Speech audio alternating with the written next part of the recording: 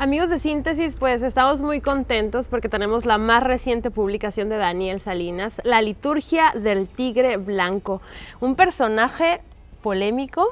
¿Quién es y cómo es Jorge Hank? Hola Yolanda, ¿cómo estás? Muy Pues gustazo de poder compartir este espacio contigo. ¿Quién es Jorge Hank Ron? Ante todo un hedonista cuya única religión es el principio del placer, y un personaje de claroscuros, un personaje que puede parecer un producto de nuestro más ancestral pasado, de nuestras más ancestrales tradiciones de culto a la personalidad, de culto al caudillo, de culto al cacique. Personaje que podría parecer una encarnación del pasado y que sin embargo está más vigente que nunca, y un México que creíamos superado pues parece ser que es el México moderno. ¿Por qué seleccionar este personaje? ¿De dónde reúnes tantos adjetivos? Porque los encontramos en la publicación, le llamas el alegre donador, muchísimos adjetivos interesantes. ¿Cuáles son? ¿De dónde los obtienes? Bueno, de una u otra forma la aleatoriedad me fue poniendo en el camino de este personaje como reportero. Es decir, paradójicamente mi primer reportaje que firmé en Tijuana en agosto de 1999 se llamó Un hipódromo sin caballos. Ese fue mi primer reportaje en suelo tijuanense, y bueno, trató sobre la irregular situación del hipódromo de Aguacaliente, todas las cuestiones de la concesión original de 1973 que no se cumplen, empezando por el hecho de no tener carreras de caballos, el hecho de haber sido fraccionado, de haber sido utilizado para otros fines distintos. Y bueno, ese fue mi primer contacto periodístico con el mundo de Jorge Hank. Posteriormente, bueno, me tocó entrevistarlo por primera vez el 24 de febrero de 2003, cuando todavía era un personaje alejado de la política, que no hacía vida pública, que era muy difícil verlo. Y bueno, en aquel entonces él decía que nunca se iba a dedicar a la política. Él fue un político tardío, entró hasta los 48 años de edad cuando Roberto Madrazo le regala la candidatura a la alcaldía de Tijuana. Y bueno, pues por razones de mi trabajo me tocó cubrir toda su campaña a la alcaldía, todo su periodo como alcalde, la campaña a la gubernatura, hasta la noche en que el Trife le tumba la impugnación el 28 de octubre de 2007. Así es que bueno, digamos que hubo 4 años de la vida política de Jorge Hank donde fui su incómoda sombra. Hay un día que le cambia la vida a Jorge Hank y es el 4 de junio del 2011.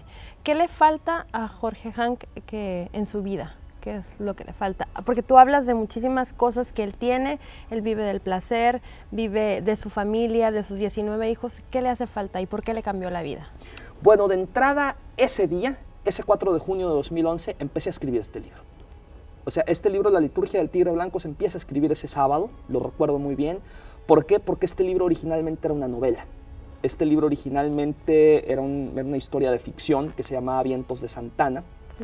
Pero el 4 de junio de 2011, esa mañana en que todo reportero tijuanense recordamos, fue como un latigazo que me dijo: hey, no tienes que estar escribiendo ningún tipo de ficción ni ningún tipo de mentira. Lo que tienes que hacer es contar una historia tal como fue, con nombre y apellido, y como la has vivido. ¿Qué le falta a Jorge Hank? Bueno, yo creo que Jorge Hank disfruta mucho de su personaje. Es decir, él se siente cómodo dentro de su leyenda negra, él se siente cómodo dentro de su historia, dentro de su mito. Y creo que el escándalo de una u otra forma es su hábitat natural. ¿Qué le falta? Conquistar el poder. Creo que la gubernatura de Baja California es algo más que una obsesión, que tiene mucho que ver, haciéndola más de psicoanalista que de narrador, con un compromiso que tiene con la figura paterna, el terrible influjo que sigue ejerciendo sobre él su padre. Además de ser un personaje, de acuerdo a tu libro, un personaje paternalista, tiene un par de hermanos que son cercanos a él, como Castor y Pollux, los hermanos Vera Ayala. ¿Dónde están? ¿Qué papel juegan en la vida de Hank? Bueno, es ese capítulo donde precisamente hago una analogía de la tradición mitológica de los gemelos, del bueno y el malo, y sobre todo también de las ceremonias de vasallaje medieval. Es decir, me llama mucho la atención la figura del jefe de escoltas, Antonio Vera Palestina, que le da a sus gemelos para ser bautizados, como uno de ellos lleva el nombre del inmigrante alemán que fundó la dinastía Hank en los años 20, que es Jorge Mario Hank Weber, y bueno, a su ahijado le pone Jorge Mario Vera Ayala, el otro se llama Jerónimo. Yo narraba las historias contrastantes de estos dos gemelos, que por lo último que he leído entiendo que Jerónimo ya también está con antecedentes penales.